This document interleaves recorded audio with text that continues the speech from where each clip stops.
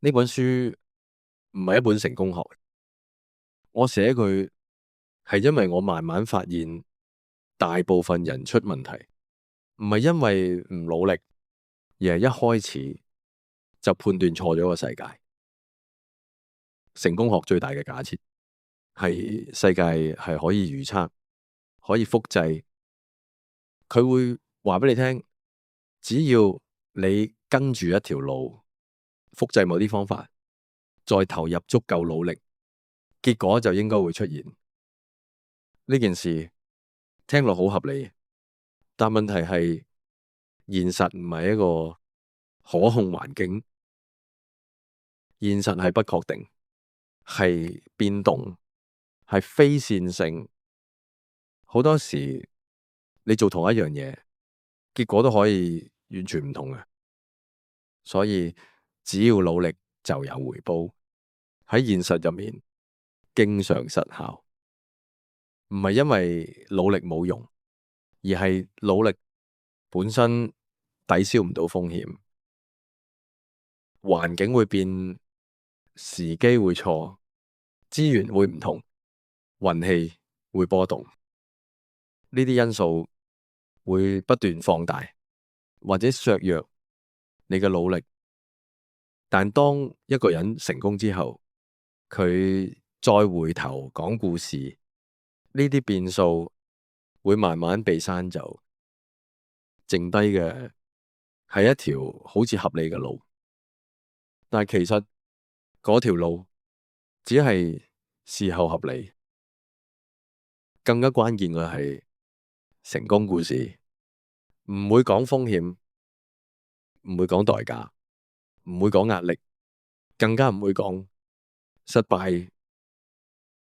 佢只會講最後留低喺台上嘅人，但係唔會講做同一樣選擇但係消失咗嘅人。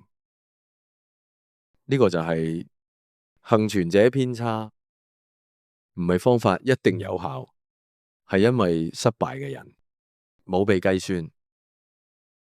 當你用呢套敘事做人生判斷，問題就開始出現。你會高估可複製性，你會低估風險，你會將例外當成常態。當現實唔配合，你會以為係自己唔夠努力，但係其實你只係信錯咗個模型。成功同生存其實係兩種完全唔同嘅邏輯。成功係問可以去到幾高，生存係問會唔會倒。成功導向會放大結果，會願意承受高風險去換一個可能性。但係生存導向會先處理風險，會先問呢個決定會唔會令我出局。兩種邏輯唔衝突，但係優先次序完全唔同。當一個人未穩，但係已經用成功邏輯，佢唔係輸，係撐唔到，結果出現。所以我寫呢本書唔係教你成功，係教你點樣唔出局。喺現實世界入面唔崩潰本身就係一種能力，佢代表你喺壓力入面仲可以維持運作，仲有判斷力，仲有選擇空間。